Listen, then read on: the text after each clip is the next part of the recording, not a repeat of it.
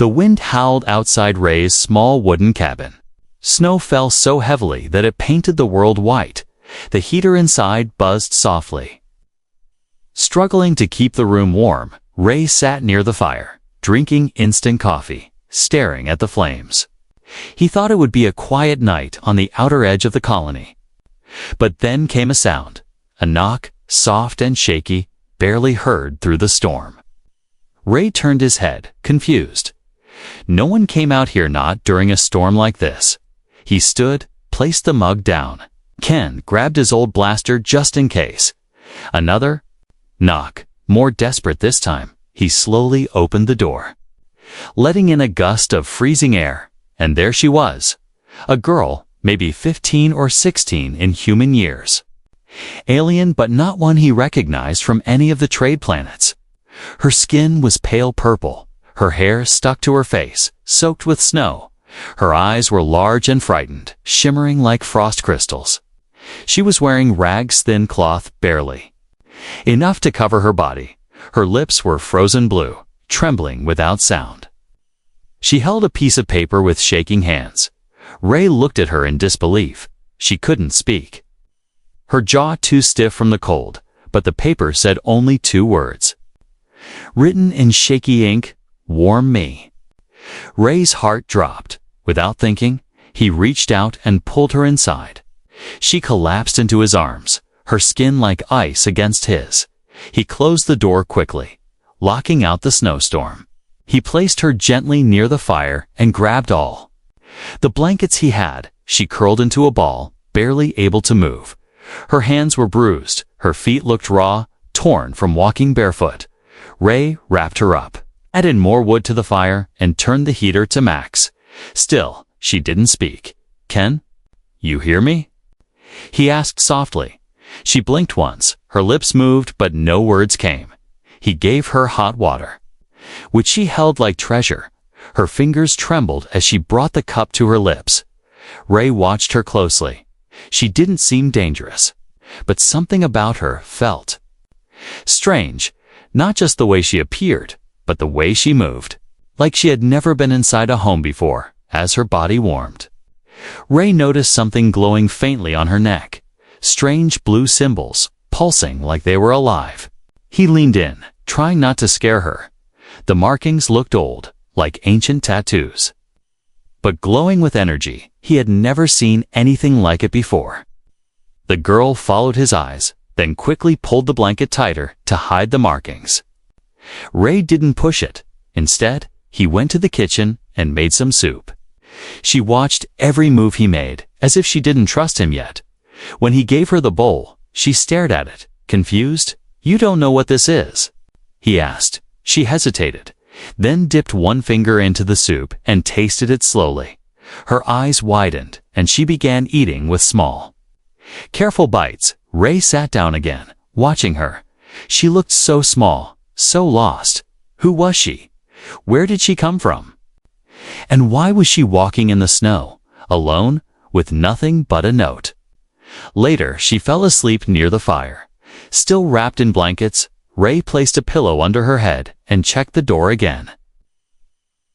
He stepped outside for a moment, scanning the area. That's when he saw claw marks, deep ones, on the trees nearby. Not from any earth animal. Something big had been out there, and it had passed through recently. He returned inside and locked the door tight. The girl didn't wake, but her body twitched as if she were having nightmares. She whispered something in her sleep, but he couldn't understand the language. Ray didn't sleep that night. He stayed near the window, rifle by his side. The storm outside grew stronger, but the fire inside kept burning. Whoever she was, she had come to him for help, and even if the galaxy called him just a junker, tonight he was the only flame left in her frozen world. Morning came slow and gray. The storm had not stopped, but the snow had softened. Falling like feathers, Ray opened his eyes, and the first thing he saw was her. The girl was still curled up near the fire, clutching the blanket like it was her last shield, but now her face had color, and her breathing was calm.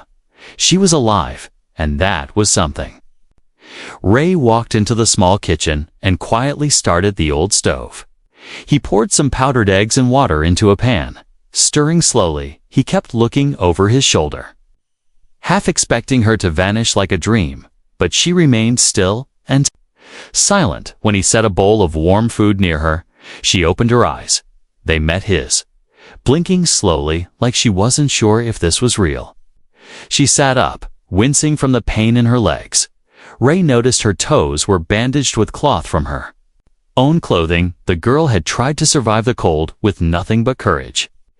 "Eat," Ray said gently, pushing the bowl closer. She looked down at the food, sniffed it, then took a cautious bite. Her eyes widened again, that same look as last night. Like warmth was a magic she didn't know existed. Ray sat across from her, sipping his coffee. He didn't say much, didn't ask questions, but his eyes asked everything. "Who are you? Why were you alone in the snow? What are you running from?" After a while, the girl reached for a piece of charcoal near the fireplace. She picked up the back of the note she had carried and started drawing. At first, it looked like scribbles, then shapes began to appear. A map, maybe, or some kind of symbol. She circled one area and pointed to it with shaky fingers.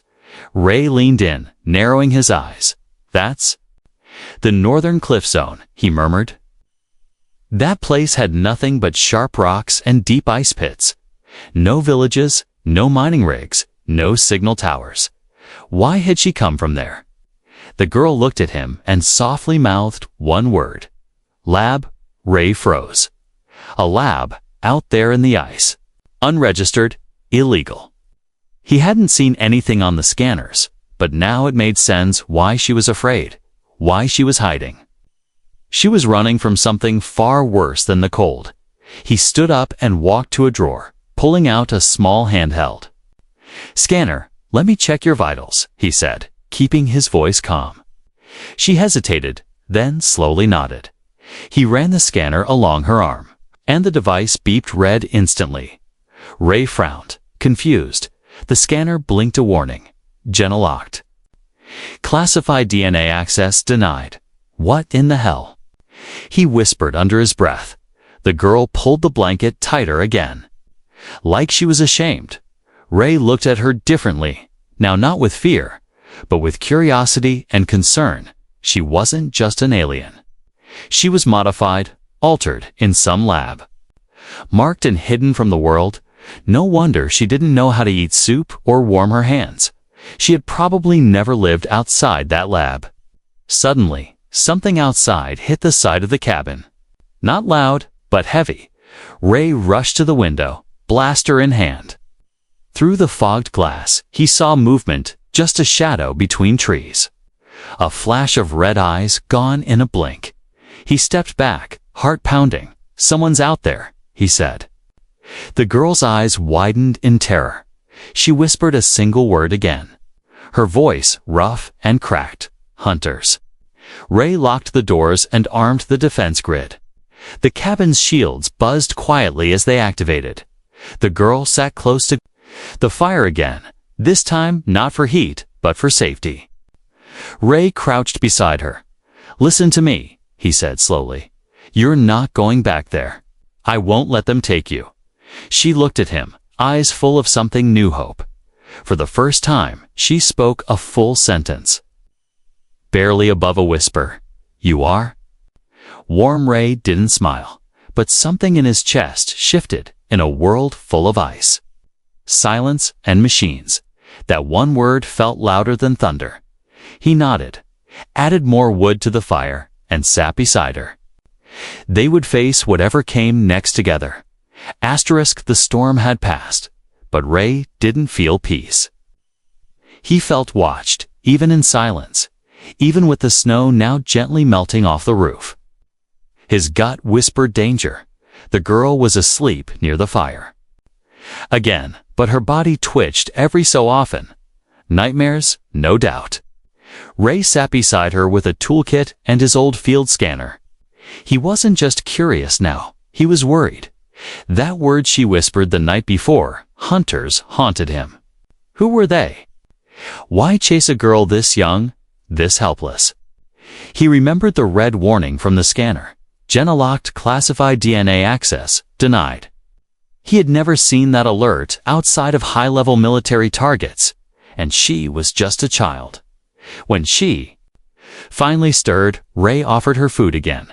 She ate quietly, her eyes never leaving the cabin window.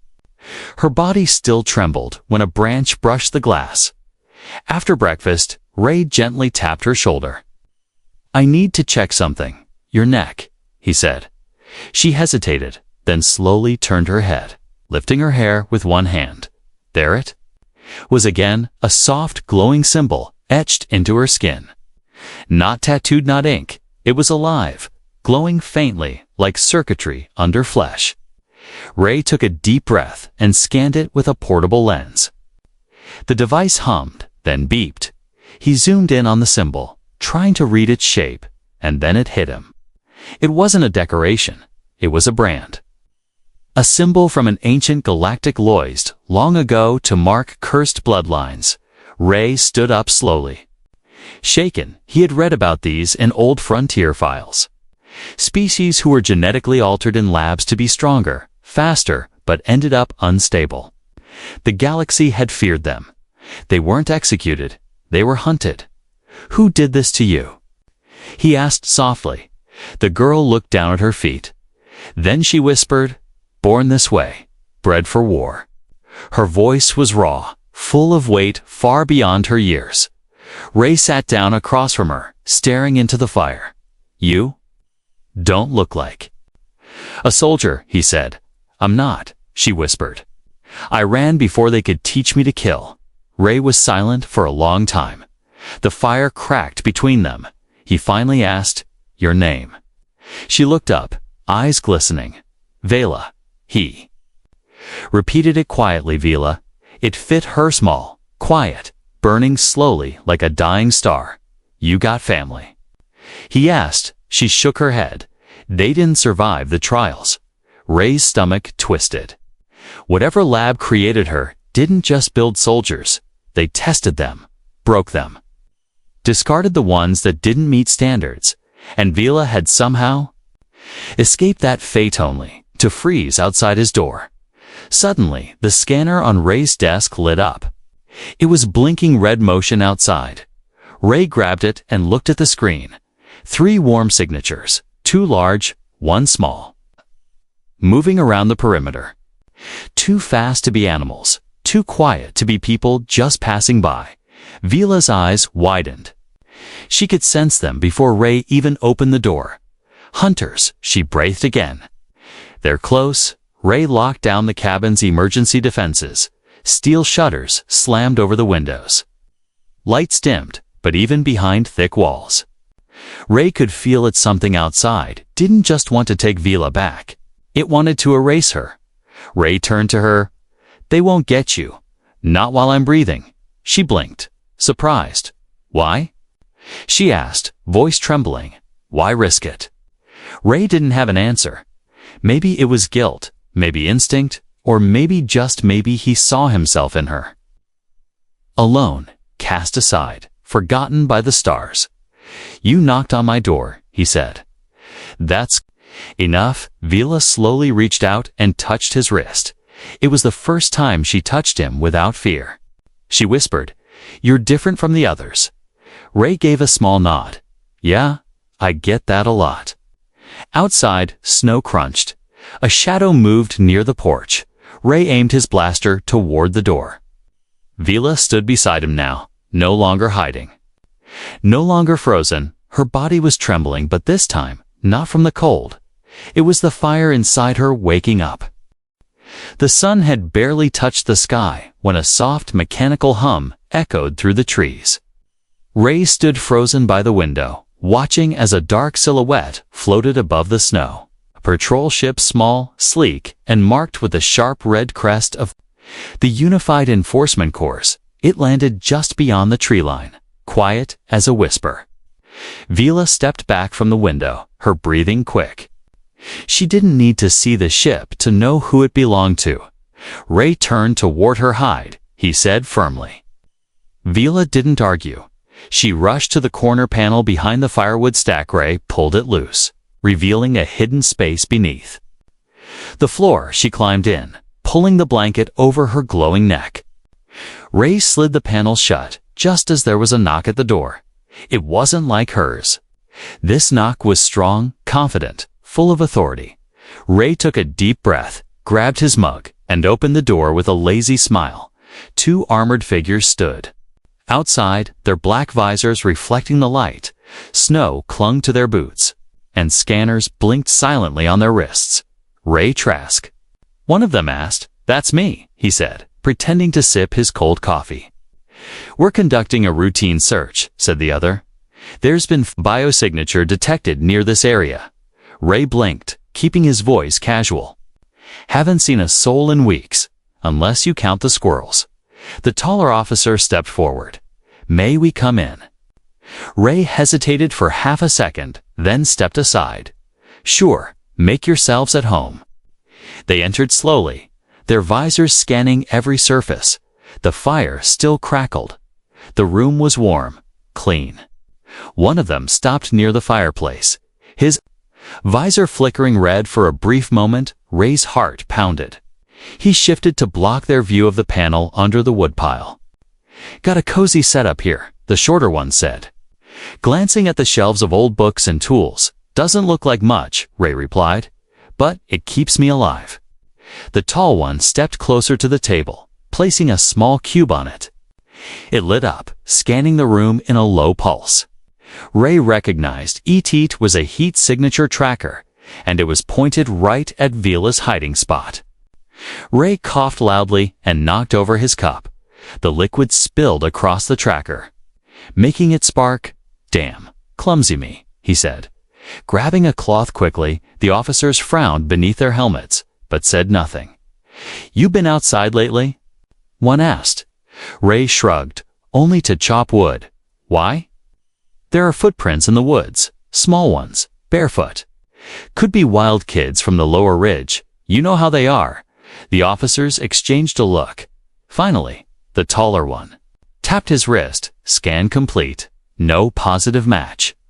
Ray nodded slowly. "Sorry to disappoint." They turned toward the door, but just before stepping out, one of them paused.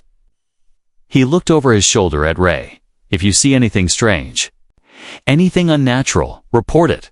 Ray's smile faded slightly. "Of course." They left without another word, and the hum of the patrol ship soon faded into the clouds. Ray locked the door, dropped the fake smile, and rushed back to the floor. Panelli pulled it open.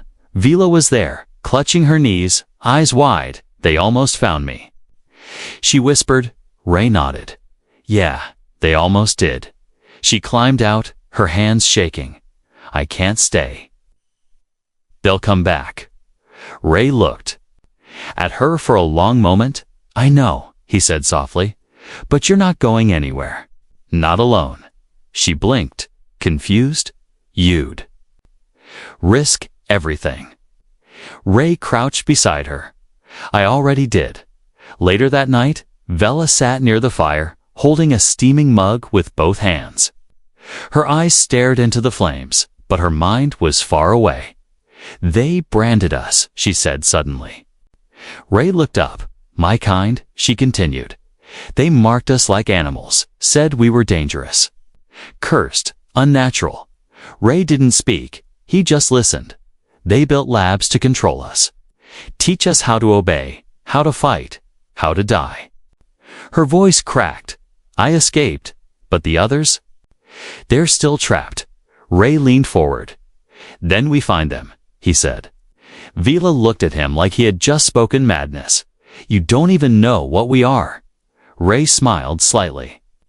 "You're freezing, starving, and scared. That's enough for me." And in that quiet cabin, with danger just beyond the trees, an alien girl and a human man formed something stronger than protection. They formed trust, and trust on a frozen world was rarer than fire. The snowstorm had faded into silence, but the weight in the cabin felt heavier than ever outside. The forest stood still, buried deep under layers of white inside. The fire cracked and popped softly, warming the space between two souls. Vila sat near the flames, her legs tucked beneath her. Her eyes reflected the fire, golden and tired. Ray had given her clean clothes, oversized and warm. They hung off her small frame like a blanket stitched from kindness. He handed her a new bowl of stew.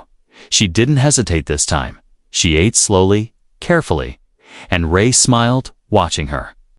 Take comfort in something so ordinary, it reminded him that sometimes survival wasn't just about escaping enemies. It was about remembering how to live. Vela looked up between bites. "Why do you help me?" she asked. Ray poked at the fire with an old stick. He didn't answer right away. Then he said, "Because someone once helped me when I didn't deserve it." Vela tilted her head, curious. Ray chuckled softly. "I was a soldier once, on the wrong side of a war. I got hurt, left behind. A woman from a farming colony hid me, patched me up, saved me. She didn't ask who I was or what I'd done." He stared into the flames. "I never saw her again, but I never forgot what she did." Vila's eyes dropped to her bowl. "Maybe I don't deserve it either," she whispered. Ray shook his head. "No one deserves the cold you were found in." A quiet moment passed between them. Then Vela pulled something from her pokita, small metal shard. It was bent and burned. Marked with strange alien symbols, she placed it gently in Ray's hand. "It's part of my restraint collar. I broke it when I escaped." Ray examined it. There were tracking nodes inside. He walked over to his bench and began breaking it. Apart with tools, Vila watched closely as the final piece clicked free. A small red light inside blinked once, then died. Ray looked up. "No more signal. You're off their grid now." Vila breathed out, like she hadn't realized she was. Holding her breath, "Thank you," she whispered. Ray nodded and tossed the broken pieces into the fire. Later, they sat on the floor, backs against the wall, wrapped in silence and wool blankets. The warmth from the fire filled the room, but something else was warming them to trust. Vela slowly leaned her head on Ray's shoulder. At first, Ray stiffened, unsure, but then he relaxed, letting her rest there. Neither of them said anything. They didn't need to. The room smelled of smoke, stew, and safety, a rare mix for the first time. Vela let her eyes close without fear. Hours passed. Ray sat with her, still leaning against him. He watched the fire burn low. Then he whispered, "We'll have to move soon. They'll come back." Vela opened her eyes slowly. "Where will we go?" Ray thought for a moment. "There's an old mining outpost north of here. Off-grid, no patrols." Vila nodded softly.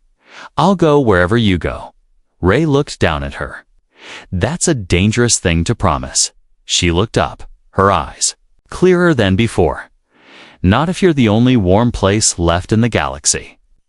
That line hit Ray hard. He wasn't a hero. He wasn't even whole. But to her he was safety. He was the fire. Suddenly, a loud creak echoed from the far end of the cabin. Ray jumped to his feet. Blaster in hand, Vela stood too. Heart pounding, but it was just the back door's old hinges shifting in the wind. Still, the moment reminded them this wasn't a fairy tale. The world still hunted her.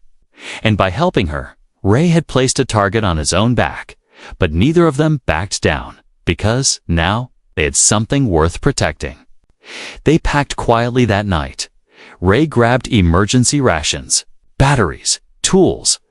Vila helped him, moving faster now, stronger. Her strength was returning not just to her body, but to her spirit. Before sleeping, she turned to Ray one last time. "Will we be safe there?" Ray looked at her with steady eyes. "No, but we'll be free." Vila smiled, small but real. She stepped closer and wrapped her arms around him in a slow, awkward hug. Ray hesitated, then returned it. In that moment, they weren't just survivor. and protect her. They were something closer to family, and in a galaxy of frozen hearts and silent cruelty. That fire between them was a rebellion all its own. Darkness had returned, not the kind that came with nightfall, but the kind that felt alive, heavy, watching, pressing from the edges of the forest. Ray felt it first before any sound, before any sight. He stepped outside the cabin, his boots crunching in fresh snow. The air was too still. No wind, no wildlife, not even the usual creak of trees, only silence. And then he saw it, a red blinking light on the edge of his snowmobile. A tracker, thin, metallic, and almost invisible. His jaw clenched. They had marked his vehicle. They were coming back, and this time they wouldn't knock. Ray stormed back inside. "We have to go," he said, grabbing his blaster. Vela was all ready. Up her bag packed. "I felt it," she whispered. "They're close." He opened the floor hatch and pulled out a heat-mimic device, a tiny orb that could fake a life signature. He activated it and placed it in the shed. "If they scan us, they'll think we're still here," he said. Vela nodded, pulling on her coat. It was time to run. They stepped into the snow and made their way through the forest. Ray led the way, using an old compass and memory to guide them. Vela followed close behind, every step crunching softly in the cold. They didn't talk. They couldn't afford 2 hours past. The moonlight slipped through the trees like ghost fingers. Ray glanced back often. He knew how this worked. First came the scouts, then the drones, then the death squad. Vela began to slow, her breathing uneven. Ray stopped and turned to her. "I can carry you," he said. She shook her head, but her knees betrayed her and buckled. Ray caught her before she fell. "I've got you," he said. Lifting her onto his back, he continued forward, now carrying her through snow that came up to his knees. Each step was heavy, painful, but he didn't stop. Vela's arms were around his shoulders, her voice soft in his ear. "I don't want to slow you down." Ray grunted. "You're not slowing me down. You're the reason I'm moving." Suddenly, the trees behind them lit up with red flashes, motion scanners. They'd been spotted. Ray changed direction. Moving toward a frozen creek, he stomped down on the ice and pulled a small charge from his belt. He placed it on the surface and backed away. The explosion was small, just enough to break the ice and send a heat burst up into the sky. False trail. Let them think he fell through. Ray ducked into a rocky path behind a ridge. There, hidden under frost-covered branches, was an old mining cable car rail. He followed it north, where the outpost was said to be. Behind them, the red lights disappeared. The forest grew quiet again. Vela whispered, "How do you know these tricks?" Ray smiled weakly, "Because I've been hunted too, by dawn."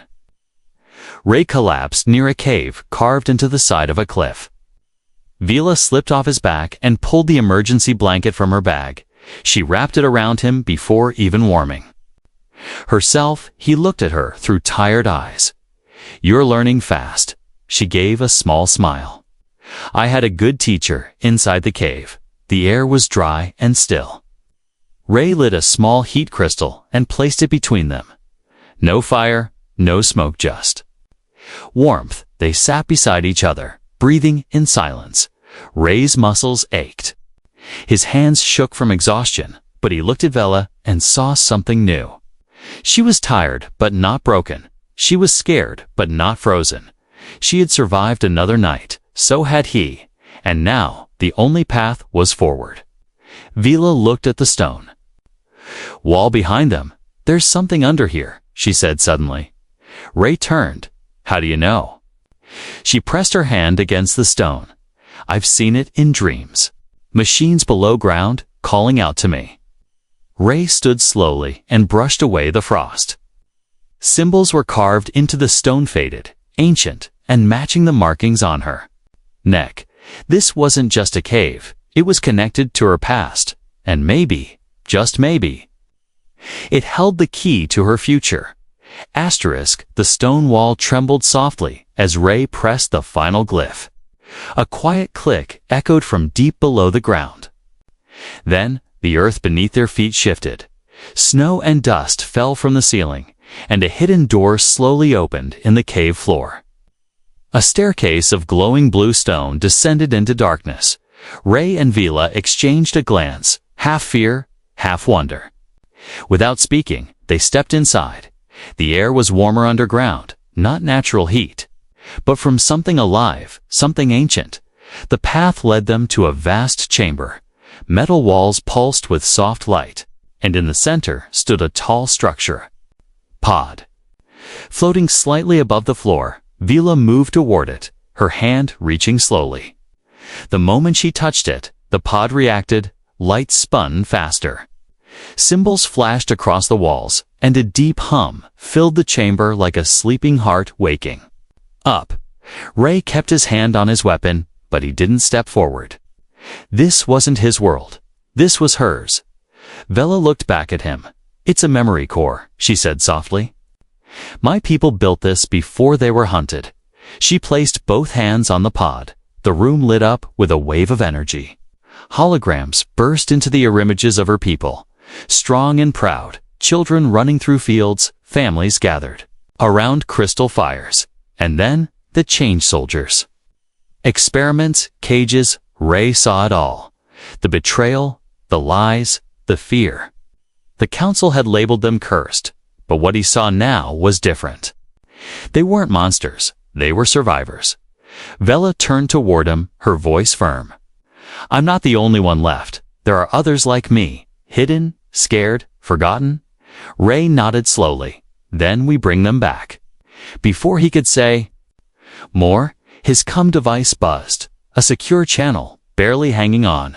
Ray answered. And a familiar voice came through crackly, but real. "Ray Trask. This is Captain Duna of the Earth Alliance Scout Fleet. We received your distress beacon." Ray stepped back in shock. He had sent that beacon days ago. Barely hoping anyone would answer. "I'm with a priority asset," he said quickly. "And?" "We're under threat from Black Ops trackers." There was a pause, then the captain's voice returned.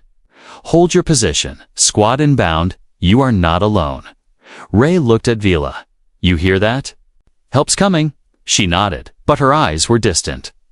"Ray," she whispered, "they're already here." Before he could ask what she meant, the ceiling above them cracked. Explosives. Dust and fire burst into the chamber, and 3 armored soldiers dropped in from the hole above.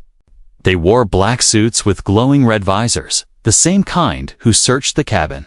The hunters. Ray fired first, pushing Vela behind cover. Blasts lit up the chamber walls. Vela crouched low.